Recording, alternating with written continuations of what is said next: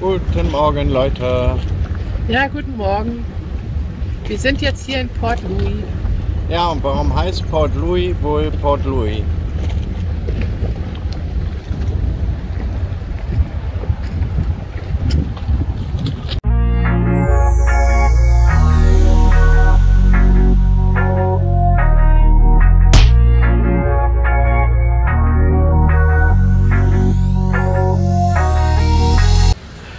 So, das ist ja sehr schön. Hier gibt es schon erstmal einen Plan, was man hier wie wo machen kann in der Innenstadt von Port Louis.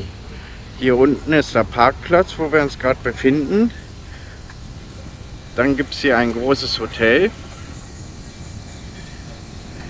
Dann gibt es ein Cinema-Pavillon, das Blue Penny Museum und diverse andere Sachen, inklusive Food Court zu entdecken.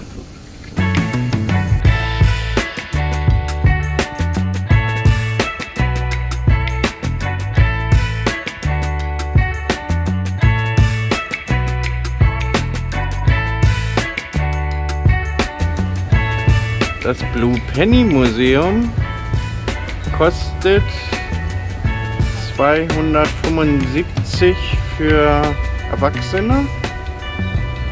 Seht ihr hier. Ist geöffnet bis 4 Uhr. Eigentlich steht 5 dran. Aber man nimmt es hier wohl nicht so genau. So, und hier hast du dann schon gleich erstmal Stände rechts und links, wo du stöbern kannst.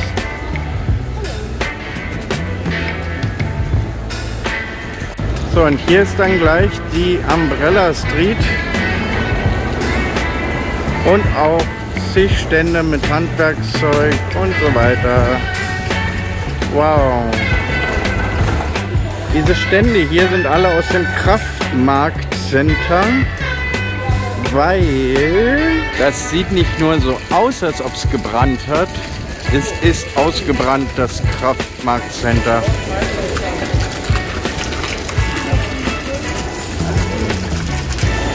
So sieht das Center aus, komplett ausgebrannt. Alles ausgebrannt. Wow. So, und die es überlebt haben, stehen dann jetzt hier draußen in der Fußgängerzone.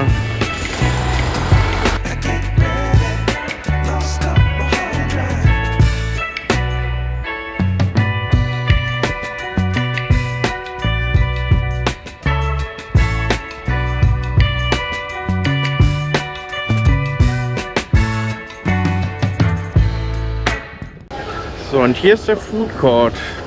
Na, mal schauen, was es hier so gibt im Food Court. Grill gibt es, Panini und noch mehr Grill und einen Asiaten. Smoothies gibt's, Burger und noch ein Asiate.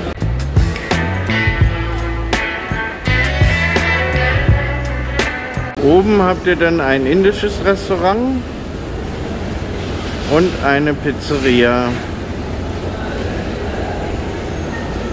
So, wie soll es auch sein? Pizza Hut gibt es hier. Ein Spielplatz und noch diverse andere Food-Dinger da hinten. Und ist ganz nett dekoriert mit so Sonnensegeln. Also es ist hier bei weitem nicht billig, was zu essen oder was zu trinken. Damit ihr mal ein paar Vorstellungen habt.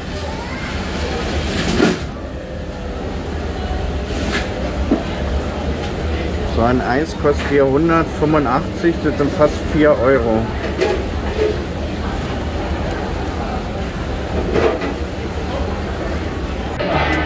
So, drin hier im Center findet ihr auch noch ein paar Stände. Wow, guckt mal, alles aus Kokosnüssen, handgemachte Tabletts und Körbchen, all handmade. Und ein paar Dodos gibt es hier ausgestellt. Sie stickt hier Dodos von Hand. Wird von Hand gestickt.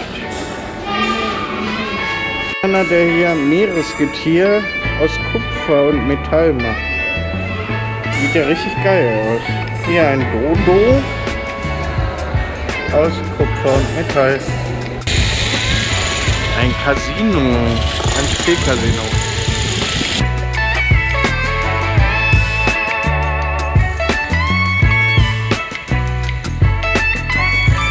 So, und am Ende der Fußgängerzone habt ihr dann noch so eine Art Mall Center mit Boutiquen drin, rechts und links, Klamottenläden. So, und wir werfen dann mal einen Blick in diese Mall. Hier heißt es nicht McFit, sondern MyFit und geht oben über die gesamte Etage 1400 Quadratmeter Fitnesscenter, Leute. Wow. Einmal komplett im Kreis. Dann habt ihr Klamottenläden, noch mehr Klamottenläden. Da habt ihr irgendwas mit Strass und Pailletten. Noch ein paar Shops da hinten. Hier habt ihr einen Duty-Free-Shop und ein Schuhgeschäft. Dann habt ihr hier einen iShop, also ein Apple-zertifizierter Shop und ein Juwelier. Also Schmuck und sowas könnt ihr hier auch gut kaufen. Hier gibt es jede Menge Auswahl. Und Kaschmir kriegt ihr hier überall. Könnt ihr aber auch gut auf dem Markt kaufen.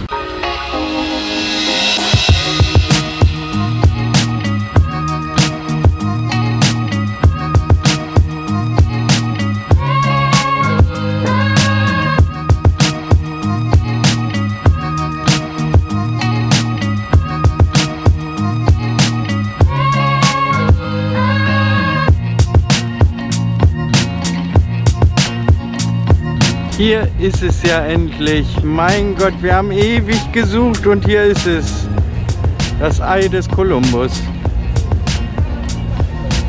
Oder auch nicht.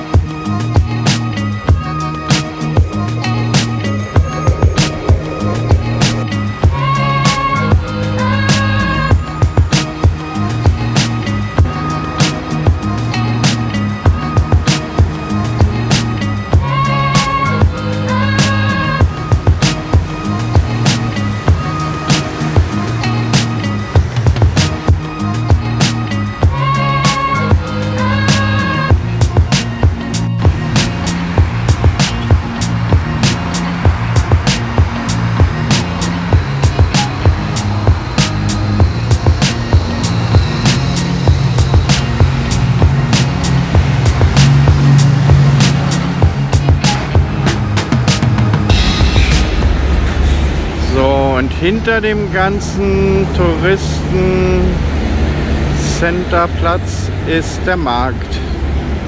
Central Market.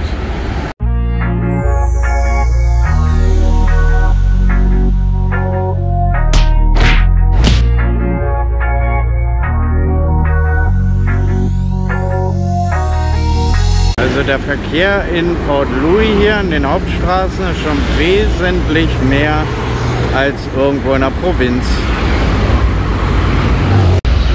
Hier könnt ihr stöbern und stöbern und stöbern.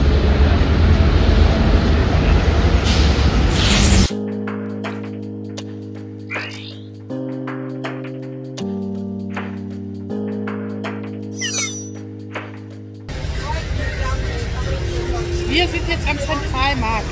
Das ist hier ein Quadrat hier hinter uns. Einmal um den Häuserblock rum. Wir gucken uns das jetzt mal an. Markt, soweit das Auge reicht. Auch dieser Markt gleicht hier wieder einem Hochsicherheitstrakt. So, als erstes sind wir hier in der Fleischhalle. Hier gibt es Fleisch. Auffällig ist, dass es hier sehr sauber ist. Sehr, sehr sauber. Würstchen gibt's und Fleisch gibt's. Und es stinkt hier auch nicht so doll. Hühnchen gibt's hier. Und noch mehr Fleisch und Hühnchen. Das hier scheint eher so die Geflügelhalle zu sein. Und Fisch. Hier gibt es Fisch.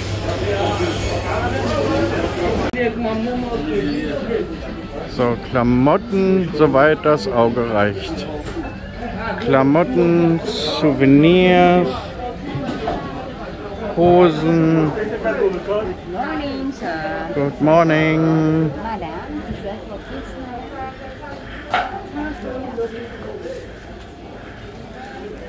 Alles gibt's hier.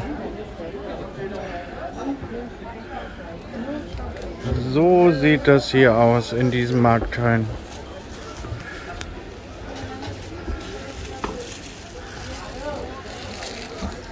Hier könnt ihr stöbern und stöbern und stöbern.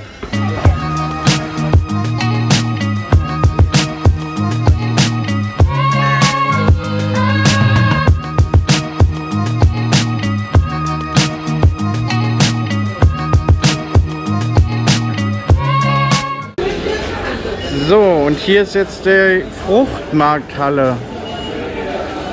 Die gibt es in 2 Etagen und die schauen wir uns jetzt mal an. Und Gemüse gibt es hier, Obst und Gemüse. Schaut mal, wie viel und wie weit.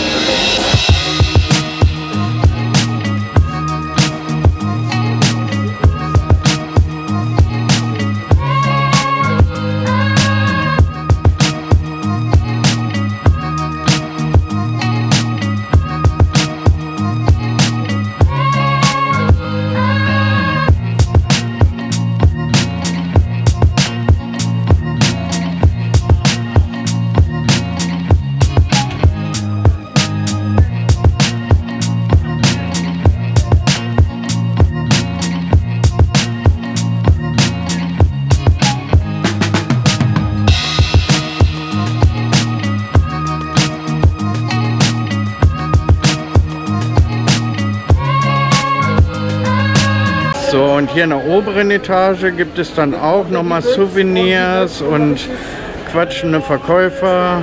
Jede Menge. Es ist ja ein Bazar. So, Looking for Free ist hier auch. Aber nur diesen Monat, sagt er. Na, da haben wir Glück, dass wir hier gerade sind.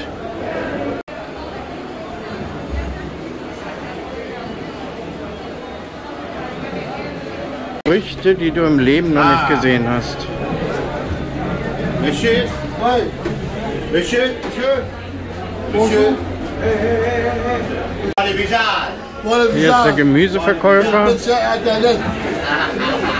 Also auf dem Markt hier, damit ihr mal Vorstellungen habt, kostet ein Kopfsalat 40 Rupien. Das ist fast 1 Euro, 90 Cent. Paprikaschoten kosten 24 bis 32 Rupien. Naja, das sind so 60 Cent oder so, das Stück. So, hier gibt es dann Spices, Gewürze, was ihr haben wollt. Vanilleschoten und Geschenkpacks. Und er spricht Deutsch und Schweizerisch und Österreichisch. Hier gibt es Curry, kennt man ja, Currywurst. Und hier gibt es Curry Leaves. Wofür braucht man Curryblätter? Um dein Curry zu boostern, sagt er. Hier boostert man sogar das Curry. Und einmal um die Ecke kriegst du hier Kräuter, alle Kräuter, die es hier irgendwie gibt. Der Kräutermann. Die Spices und Vanille.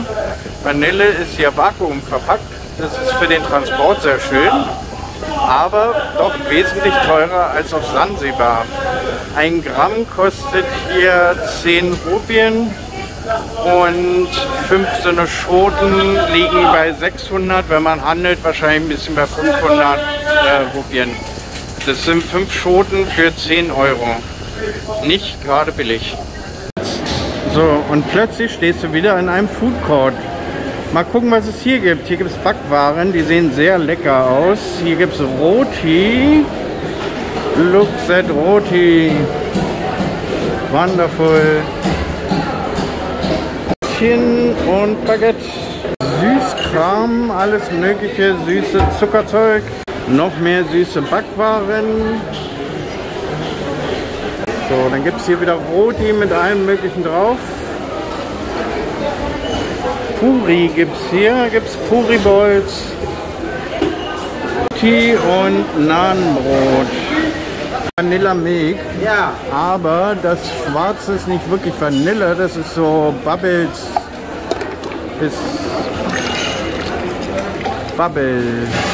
Milk.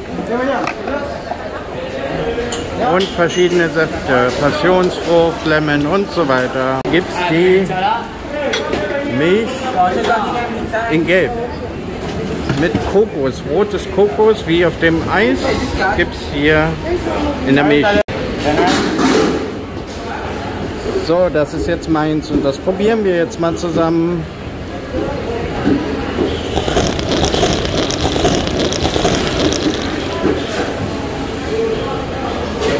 Trocken gesalzener Fisch.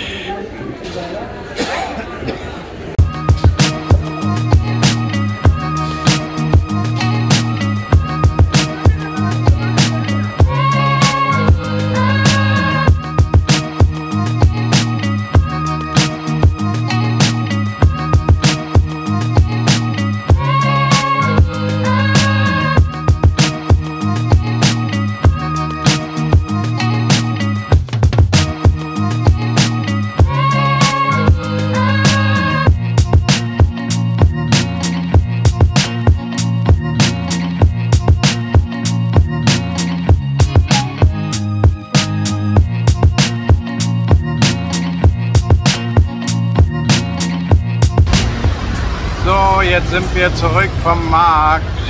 Ja. Hinter uns ist er. Ja genau, diese dreieckigen Häuser hinter uns. Ja, schon echt sehenswert. Solltet ihr auf jeden Fall hingehen, wenn ihr hier in Port Louis seid. Aber es ist mitunter sehr voll und sehr viel Gedränge. Nehmt euch dann besser eine FFP2-Maske mit. Genau. Es sind im Übrigen mehrere Reihen und außenrum ist auch noch genug. Ja, sehr sehenswert. Müsst ihr euch angucken, der ist jeden Tag geöffnet. Außer sonntags, da ist er bloß bis mittags offen. Ansonsten ist er bis 16 oder 17 Uhr geöffnet. Viel Spaß dabei. Hier ist das Postmuseum von 1868, eine alte Poststation.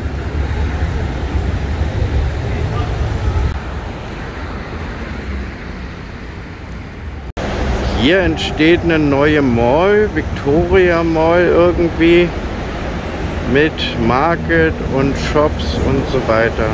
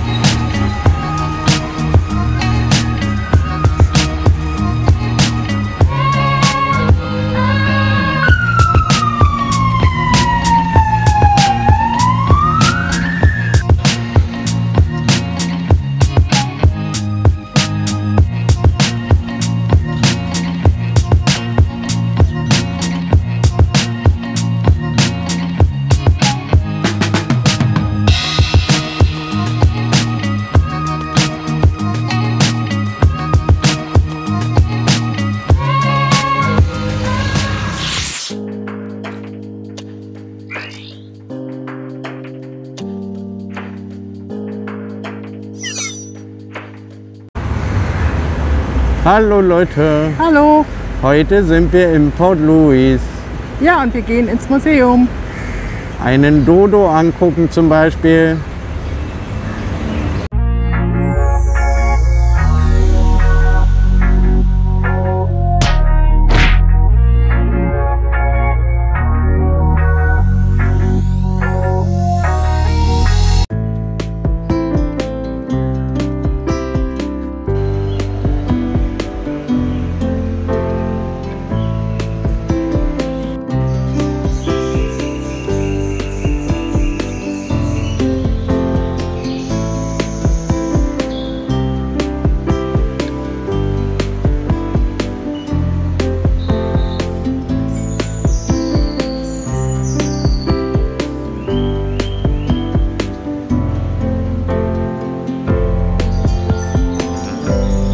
Die ganzen Vögel hier sind ausgestorben.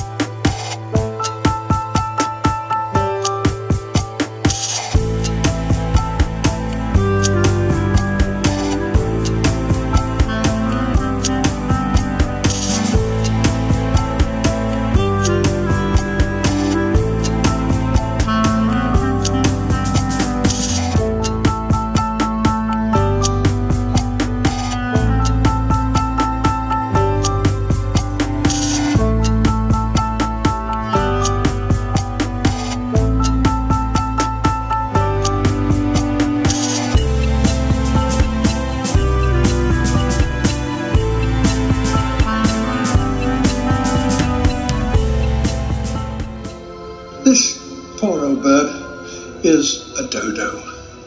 It once lived on the island of Mauritius in the Indian Ocean. But in spite of its fame, this one is a fake. So, und dann gibt es hier noch ein Museum über den Ersten und Zweiten Weltkrieg.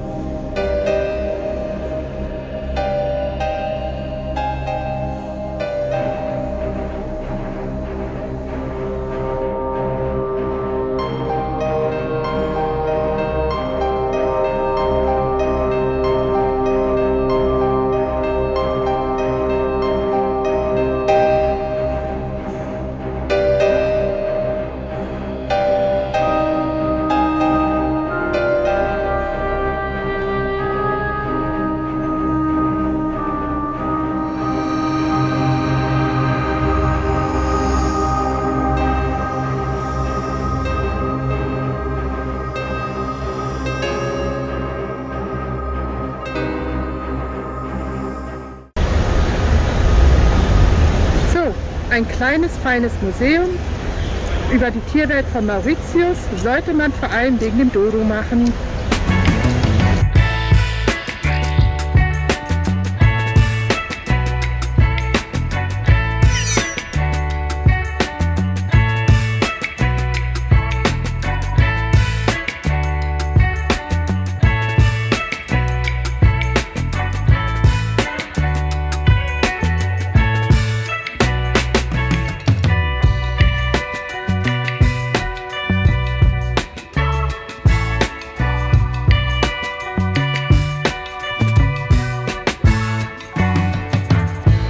So, hier am Park habt ihr dann ein paar Stände und viele Foodstände. Es geht hier so die ganze Reihe runter. Hier gibt es Limonade, das ist ja witzig. Garden Tower.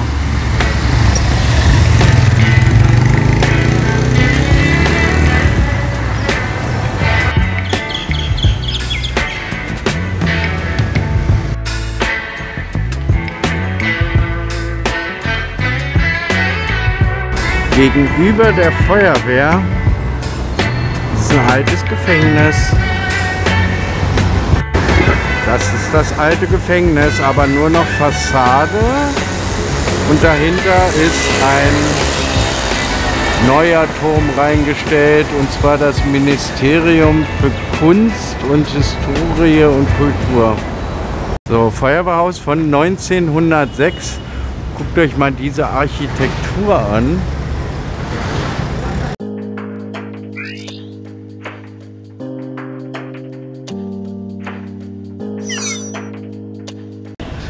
So, das hier ist die alte Feuerwehr, die wird gerade renoviert oben.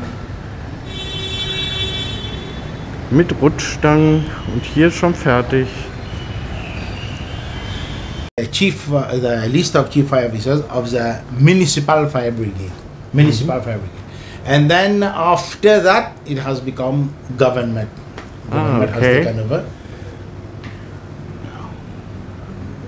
Wow. And